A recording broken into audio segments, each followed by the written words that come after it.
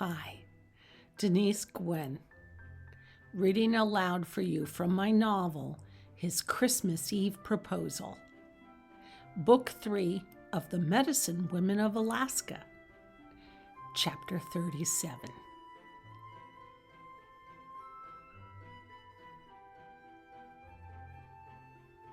A lightning bolt struck her. "Oh, yes, I guess that's right," she said, ducking her head. "When I was driving up north, I looked her up and found out that she'd settled in Portland, Oregon." "It's okay, honey," he said. "We divorced amicably. Well, fairly amicably, and we've both since moved on." "Oh, okay," she said. "Well, I stopped and saw her after I ran out of the wedding, and we talked about where I might set up shop for a fresh start, and she suggested this place in the Inside Passage. She went here on her honeymoon with, well, her new husband." "Okay. Well, she told me exactly where I'd find you, although I must say I thought you'd have a full-fledged office set up by now, knowing you as I do." Okay, now she was really embarrassed. She couldn't bear to look her father in the eye. "Dad, I'm actually packing up and moving on." She expected him to explode. She expected him to tell her that she'd only arrived, and what was she doing pulling up stakes so soon? She expected all this anger and recrimination. But when she looked at him, all she saw was worry. She'd never known him to be so worried or to look so concerned. "Dad, would you like to sit down?" She offered him one of the few remaining chairs in her waiting room. Her dad sank down into it with a grateful sigh and put his head in his hands. "I'm worried about you. I've been worried about you your whole life, and especially after that patient of yours died." She started with surprise. He hadn't breathed a word of reproach just now concerning the aborted wedding. And yet, a year ago, he'd been really upset when he caught up to her in the narthex. "You're not upset with me about the failed wedding?" He gazed up blearily at her. "What? Oh, that? You mean your wedding to Ricardo?" "Dad, there's only one man I've been engaged to. Yes, I mean Ricardo." "Well, I gotta admit, I was upset at the time, mostly because you were sobbing." "I was?" "Yes. I was standing there at the pulpit, and you turned around and you looked at me, and your eyes were swimming with tears." He shuddered. "You looked... I'll never forget the look of terror in your eyes. You looked haunted, honey, and it drove a knife through my heart." He shook his head. "I'd long ago realized that you weren't happy with him, but I kept waiting for you to say something about it to me, and you didn't. Not until the day of the ceremony." "You yelled at me in the narthex," she said. "I know." He reached over and patted her knee. "I was upset, honey, but I got over it pretty quick." "Oh."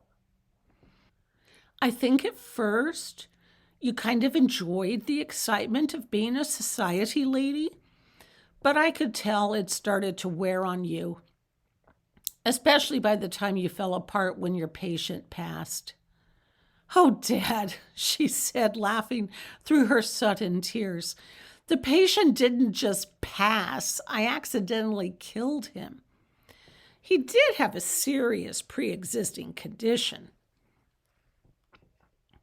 She bowed her head and wept. That was her dad, her loyal, kind, supportive dad. He'd always been there for her, always. And no matter how bad things got, her dad always knew something supportive to say to her. That's just the thing, he said. I've lost one child. I can't afford to lose another. And when I found out there'd been an avalanche, I know, Dad, I know. I'm sorry I didn't call. I thought you were mad at me. I didn't know what happened to you or where you were. It was making me sick. I'm so sorry, Dad, she said, gulping back tears. I was afraid that when I left Ricardo at the altar, you'd think I was acting just like Mom did when she left us. Oh, no, he said. You're not like your mother in that way, not at all. No, honey. I'm glad you were brave enough not to marry Ricardo. Really? What's bothered me all this time, what's troubled me all along was how you walked away from your surgical practice. You've got a special gift, Naomi. That's what killed me. Knowing that you experienced one bad result in a surgery, and you know that does happen to doctors sometimes, even the best ones, and you ran. Naomi stared at her dad in wonder. You weren't upset with me for giving up Ricardo? No, honey. I was upset that you'd walked away from your natural-born gift as a surgeon. He ran his hand across his face. You worked so hard in medical school and you trained so hard, and to just give it up like that. Oh, Dad. I've made my own mistakes, he said. I accidentally killed someone when I was a kid. She gazed at him in shock. You did? How? I was working sanitation this summer between graduating from high school and starting college. And one day, I wasn't paying attention as I backed the truck up to the dump, and I hit one of my coworkers, and the poor man died. Dad, I had no idea. It's haunted me my whole life, he said. It was ruled an accident, but still, I've never forgiven myself. Oh, Dad. Yeah, I stayed with the job for the rest of that summer, but all the guys I worked with, they kind of avoided me. I left at the end of the summer. I went on to college, and it was relief to get away from those guys, so I can understand the impulse to run away. But Naomi, you can't run away from things like that. You have to accept it and move on. Naomi considered her dad's words. She'd successfully performed an appendectomy on a patient up at the lumber mill, and the manner in which she'd inserted the chest tube into Ricardo's chest. She'd done it exceptionally well, and she knew it. She was a good doctor. She healed people. Being a surgeon was as much a part of her soul as being a good daughter and sister. And she had to admit to something more. She loved being a surgeon. She felt like herself when she was in the OR. And as far as Ricardo Velazquez and the rest of his family is concerned, Hugh began with a trace of contempt in his voice. If Vittorio or Hermano gives you a moment's trouble about how you handled yourself up on that mountain to save their relative, I'll tell both of them to just knock it off. You gotta admit, Dad, they've got a right to wonder why I was the one who put a chest tube into my ex-fiance's chest. Oh, well, Dad said, waving his hand with a dismissive gesture. I'd trust you to put a chest tube into my body any day. She smiled. But then another thought occurred to her. What if the press tears me apart? What if they criticize me for what I did? So what? Dad asked. It's just the press. And there might be a bit of excitement and news for a while, but it'll all fade away in the face of the next news flash. He shrugged. Besides, it's their loss for doubting you. You're a fine surgeon. Her heart swelled as her dad gazed at her with his warm brown eyes. He was right. It didn't matter, did it, what people thought of her? She couldn't control what the press might say about her, but she could control what she thought about herself. Don't let them influence how you feel about yourself. She gazed around her nearly empty waiting room. You know what, Dad? What, honey? There's a huge resort and spa coming in, and they'll need doctors. Yes, they will. I can set myself up for hospital privileges at the neighboring hospitals to perform cardiothoracic surgeries there on a rotating basis. I'm sure I can reinstate my practice, not to mention securing privileges at the enormous spa and hotel coming along. That's my girl, Dad said, his eyes shining. Dad, yes, honey, I love it here. I can see that, he said. She loved Gnometown. She loved Alaska. She loved this quietly beautiful wilderness where everything was magnificent and abounding in natural resources. She wasn't going to keep running away from her problems. She wasn't going to let anyone in the Velazquez family drive her away. And when it came to Drew, she wasn't running away from him either. She hadn't loved Ricardo, not deep down, not the way she loved Drew.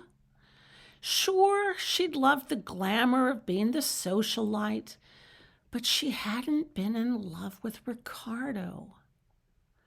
She was in love with Drew. He brought out the best in her. He didn't try to make her transform herself into someone she wasn't. He supported her, he encouraged her, and he loved her. That day at the lumber mill had brought out all her natural surgical talents. Drew had encouraged her to perform the appendectomy, partly because he wanted to challenge her and also because he knew she could do it. He believed in her the same way her father believed in her. He'd encouraged her to embrace her talent, not to abandon it. I'm not leaving here, she said firmly. That's my girl, Dad beamed. Now, where are you putting your old man up for the night? You can stay here, she said, standing up and kissing his cheek. But first, Dad, I have to take care of something. I'll get my things, then let's go grab some lunch. Let me take care of this one thing, and then I'll be back, okay? Okay, honey. She ran across the street to Drew's practice and walked inside to see Nurse Phyllis. Hi, Phyllis. Is Drew here? No, she said. He's in Anchorage with Paul. Oh, I thought he'd be back by now. No, he delayed going. Dr. Paul told him to hold off on leaving because Ricardo Velazquez was still doing very poorly, and he's only just started to turn the bend. So Drew left this morning and won't be back till evening. She cocked her head and looked at Naomi. Did you want me to pass on a message to him? Tell him that I love him and that I'm staying in Gnometown after all? That I want to be a part of his life? But she couldn't very well leave a message like that with his nurse. I'll wait till he gets back, she said. Okay, Phyllis said. Naomi left Drew's practice. She hoped she wasn't too late to let Drew know that she loved him and planned to stay in Gnometown. She feared that she was already too late.